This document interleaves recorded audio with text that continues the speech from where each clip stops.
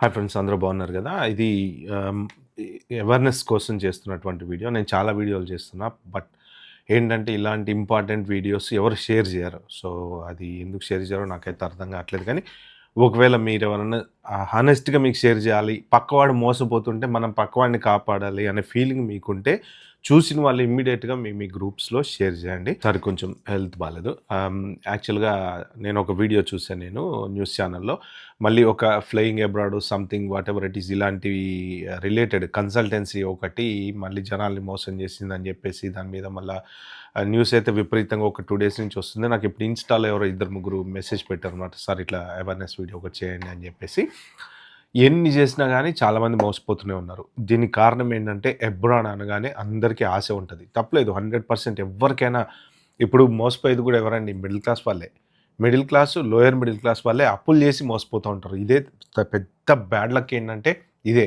ఎందుకు అంటే డబ్బున్న వాళ్ళకి అవసరం లేదు. వాళ్ళకి డబ్బులుంటాయి కాబట్టి వాళ్ళు పెద్ద పెద్ద మంచి టాప్ కన్సల్టెన్సీస్‌కి వెళ్తారు. కొన్ని ఉంటాయి జెన్యూన్‌గా స్టూడెంట్ వీసాలు చేసే కన్సల్టెన్సీస్ ఉంటాయి. ఇలాంటి పెద్ద పెద్దవి కూడా ఉంటాయి. అసలు వాళ్ళకి సర్కిల్ ఎక్కువ ఉంటది కాబట్టి సింపుల్‌గా ఈజీగా ఎలాగోలా పెద్ద టాప్ యూనివర్సిటీలో అడ్మిషన్స్ వచ్చేస్తే వెళ్ళిపోతుంటారు. అక్కడికెళ్ళిన తర్వాత ఇంక వాళ్ళు ఎలా అలా సెటిల్ అవుతారు, లేకపోతే రిటర్న్ వచ్చేస్తారు. కానీ ఇక్కడ మెయిన్ ప్రాబ్లమ్ మోసపోయే వాళ్ళు ఎవరు అంటే, రీసెంట్‌గా యూట్యూబర్ స్కాముల్లో మోసపోయినోళ్ళు కూడా ఎవరయ్యా అంటే మిడిల్ క్లాస్ వాళ్ళు, లోయర్ మిడిల్ క్లాస్ వాళ్ళు. ఎందుకు అంటే అన్‌ఎంప్లాయ్‌మెంట్. వీటన్నిటికి ఒకటే ఒక బ్యాక్‌డ్రాప్‌లో జరిగేటువంటి బ్యాడ్ ఇష్యూ ఏంటంటే అన్‌ఎంప్లాయ్‌మెంట్. జాబులు సరిపోను లేవు. జాబులు ఎవరికీ రావట్లేదు. ఒకప్పుడు ప్రభుత్వ ఉద్యోగాలొచ్చేవి. ఇప్పుడు ప్రభుత్వ ఉద్యోగాలు లేవు. కేవలం ప్రతి కుటుంబంలోంచి చదువుకున్నటువంటి పిల్లలందరూ గూడా ఏదో ఒక రకమైన ప్రైవేట్ ఉద్యోగాలు ఎత్తుక్కోవాల్సొస్తుంది తప్ప, ప్రభుత్వం సరిపోని ఉద్యోగాలు కల్పించట్లేదు. సో, దానివల్ల ఏంటంటే అందరూ కొంత అబ్రాడ్ ఎళ్తే డబ్బులు సంపాదించుకోవచ్చు, తొందరగా సెటిల్ గావచ్చు అనేటువంటి ఆలోచన. అందరూ పోయేసి ఏదో కోట్లు కోట్లు సంపాదించి బెంజులు, బీఎండబ్ల్యూ కొనుక్కోవాలన్న ఉద్దేశ్యంతో ఉండరు పాపం. ఏంటంటే అట్‌లీస్ట్ మనం ఉన్న లైఫ్‌ని సెక్యూర్ చేసుకుందాము, లేకపోతే లోన్‌లు కట్టుకుందాము, లేకపోతే ఇలాంటివన్నీ చేస్తూ ఉంటారు. సో, ఇప్పుడు ఈ పర్టిక్యులర్ కన్సల్టెన్సీ కూడా సేమ్ ఇంతే. యూకేలో, యూరోప్‌లో జాబులు ఇప్పిస్తాము అని చెప్పేసి వాళ్ళు చాలామంది దగ్గర డబ్బులు తీసుకుంది అనేసి న్యూస్ అనమాట.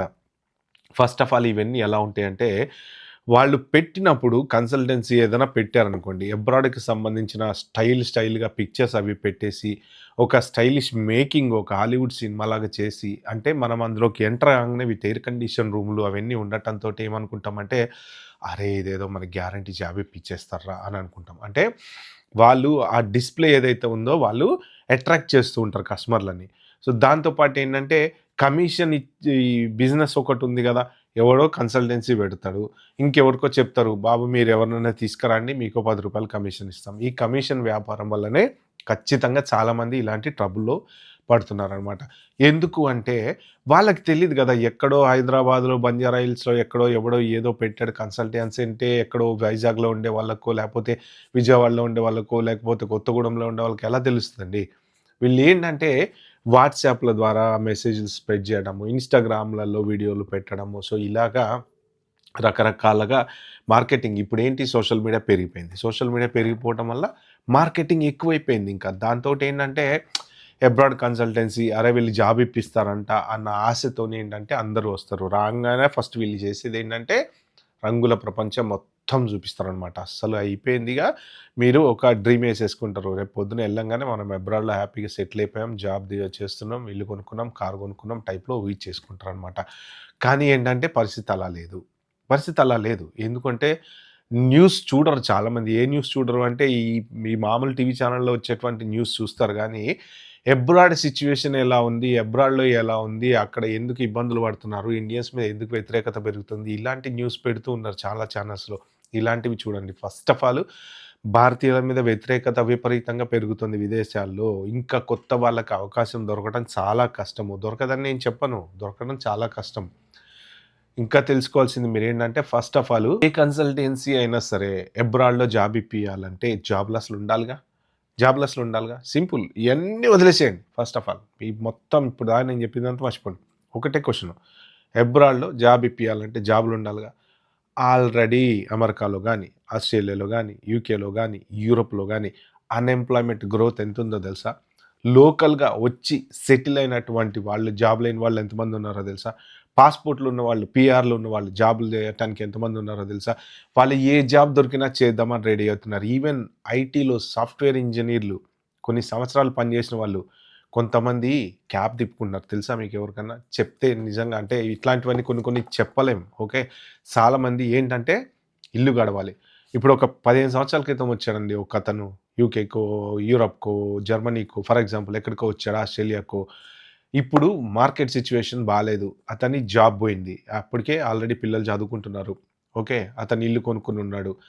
ఏం జేయాలతను? ఎన్ని రోజులని వెయిట్ జేస్తాడు? ఒక్కొక్కళ్ళకి 10 నెలలు, 12 నెలలు, 14 నెలలనే జాబ్ దొరకట్లే. ఏం జేస్తున్నారంటే చాలామంది పార్ట్ టైమ్ జాబ్స్ చేసుకోవటము, లేపోతే క్యాబింగ్ జేసుకోవటం ఇలాంటివన్నీ జేస్తున్నారు. అంటే వాళ్ళకి చేత గాదా? టాలెంట్ లేదా? స్కిల్ లేదా? ఇన్ని ఎక్స్‌పీరియన్స్ లేదా? అన్నీ ఉన్నాయి గదా! జాబ్ మార్కెట్ లేదు. సో, ఇలాంటి పరిస్థితులలో లోకల్‌లో ఉండేటువంటి వాళ్ళకే జాబులు దొరకని పరిస్థితులలో మీకు ఇండియాలో ఎవరో యూరోప్‌లో జాబ్ ఇప్పిస్తామంటే మీరు నమ్మకండి. 100% నమ్మకండి. అస్సలు నో వే. ఏ కన్సల్టెన్సీ వాళ్ళు గూడా కాదిప్పుడది. ఓకే. బల్ల గుద్ది చెప్పొచ్చు. ఇప్పుడు ఎవ్వరు గూడా అబ్రాడ్ నుంచి రిక్రూట్ చేసుకోవట్లేదు. ఉన్నాయి. ఏవి రిక్రూట్ చేసుకుంటారు? హైలీ స్కిల్డ్ ప్రొఫెషనల్స్ గానీ, లేపోతే సైంటిస్ట్‌లు గానీ, లేపోతే డాక్టర్స్ గానీ, లేపోతే రీసెర్చర్స్ గానీ, ఇలాంటివున్నాయి. కానీ మీరు డిగ్రీ చదువుకున్నారు, బీటెక్ చదువుకున్నారు, మీరేదో కంపెనీలో జాబ్ ఇప్పిస్తాము అంటే నో.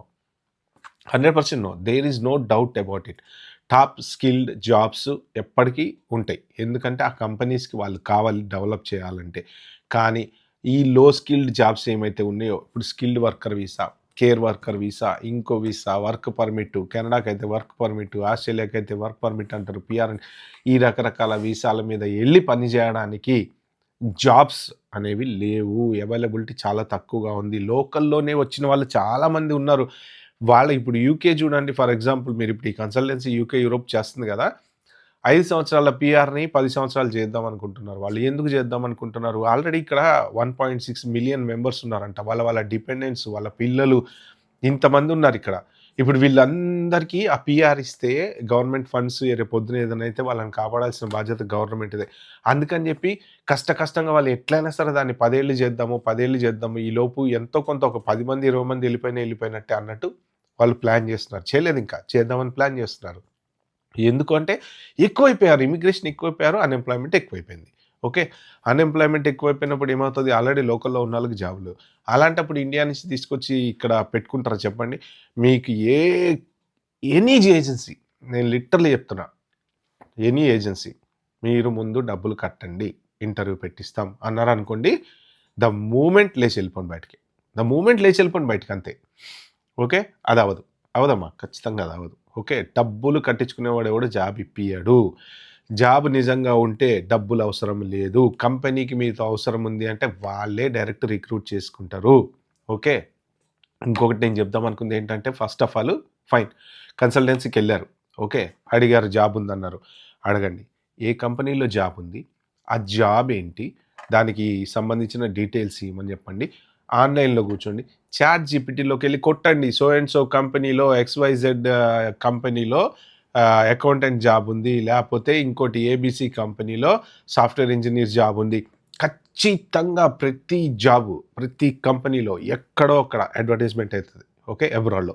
అది గుర్తుపెట్టుకోండి. ఎక్కడో అక్కడ లింక్డ్ఇన్ గానీ, జాబ్ సైట్‌లు గానియండి, లేపోతే ఇంక ఏదో ఒక చోట మాత్రం కంపల్సరీ అది అడ్వర్టైజ్‌మెంట్ అయితది. మీరు ఈ లాజిక్ గుర్తుపెట్టుకోండి. ఎవడైనా సరే మీకు జాబ్ ఇప్పిస్తా అబ్రాడ్‌లో జాబ్ ఉంది అనంటే ఫస్ట్ మీరు తెలుసుకోవాల్సింది ఆ జాబ్ ఏంటో తెలుసుకొని చాట్ జీపీటీలోకెళ్ళి ఆ జాబు, ఆ కంపెనీ చాట్ జీపీటీ ప్రపంచం మొత్తం జల్లెడబడతది. ఏది కావాలన్నా తీసుకొచ్చిస్తది. సింపుల్‌గా జాబు, ఆ కంపెనీ పేరు అక్కడ కొట్టండి.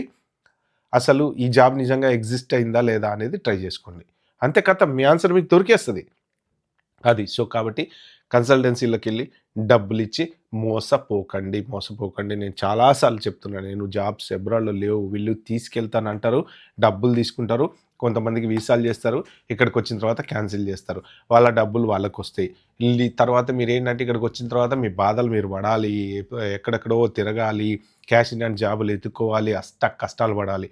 అంత అష్ట కష్టాలు మీరు పడి పైన ఆన్ టాప్ ఆఫ్ దట్ మీరు ఏ 25,00,000, 30,00,000 పోగొట్టుకుంటారనమాట. సో, అది ఫ్రెండ్స్ మెయిన్ ఇంపార్టెంట్ థింగ్ కన్సల్టెన్సీల విషయంలో. ఇంకోటేంటంటే మీరు మోసపోతారు, పోలీసుల దగ్గరికెళ్లి కేసు పెడతారు. వాళ్ళు మాత్రం మీరన్ని డబ్బులు పోగొట్టుకున్న తర్వాత, ఆ డబ్బులంతా ఖర్చు పెట్టిన తర్వాత వాళ్ళు మాత్రం ఎంతకైనా హెల్ప్ చేయగలుగుతారు. పాపం వాళ్ళు చేస్తారు, ఇన్వెస్టిగేషన్ చేస్తారు. ఇప్పటికి ఎన్నో సార్లు మన ఆయన డీసీపీలని, ఎస్పీలని వాళ్ళని ప్రెస్ మీట్లు పెట్టి చెప్తారు. మీరు ఇలాంటివి జరుగుతున్నాయి, మోసపోకండి అని వాళ్ళు చెప్తూనే ఉంటారు. అయినా మీరు మళ్ళీ మోసపోతూనే ఉంటారు. వాళ్ళ డ్యూటీ వాళ్ళు జేస్తారు. పాపం ఇన్వెస్టిగేషన్ జేస్తారు. అదంతా చేస్తారు. మనకి హెల్ప్ జేయడానికి ట్రై జేస్తారు. కానీ మెయిన్ ప్రాబ్లమ్ ఎక్కడొస్తుందో తెలుసా? పోయిన డబ్బులు రికవరీ జేయటమే. చూసారు గదా! యూట్యూబ్ వరల్డ్ స్కామ్ జూసారు గదా! యూట్యూబర్స్ బాగుపడ్డారు. ఎవరు?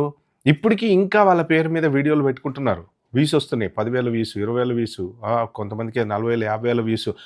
అవకాశాన్ని అందరూ వాడుకుంటున్నారు. కానీ ఎవరికైనా ఒక్క రూపాయి రికవర్ అయిందా?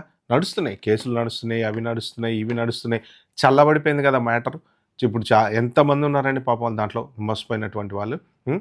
చల్లబడిపోయింది మ్యాటరు. సో, మళ్ళీ అది కేసు ఇన్వెస్టిగేషన్ అయితే జరుగుతుంది. అది వేరే విషయం. బట్ ఏంటంటే దానివలన ఎవరో థర్డ్ పార్టీ వాళ్ళు లాభపడ్డారు. అంటే యూట్యూబ్‌లలో డబ్బులు సంపాదించుకునే వాళ్ళు వాళ్ళ పేరు మీద విపరీతంగా సంపాదించేసుకున్నారు. కానీ ఇటు ఎవరైతే నష్టపోయారో వాళ్ళకి ఒక్క రూపాయి లాభం రాలేదు. కానీ ఈ డబ్బులు తీసుకొని మోసం చేసిన వాడు బయటకొచ్చి ఒక్క రూపాయి తిరిగి ఇవ్వలేదు. ఇది జరిగేది. ఓకే. మీ డబ్బులు నష్టపోతే మీ దగ్గరికి మళ్ళీ తిరిగొస్తాయా? అంత సింపుల్‌గా వస్తాయా? మీరొక 10,00,000 అబ్రాడ్ కన్సల్టెన్సీకి కట్టారనుకోండి. 10,00,000 తెల్లారి పొద్దున తీసుకొచ్చి మీ చేతికిచ్చి, ఇదిగోండి ఐయామ్ సారీ నేను మోసం చేశాను అని జెప్పి ఇచ్చే సీన్ ఉందా? అది ఆలోచించండి. సో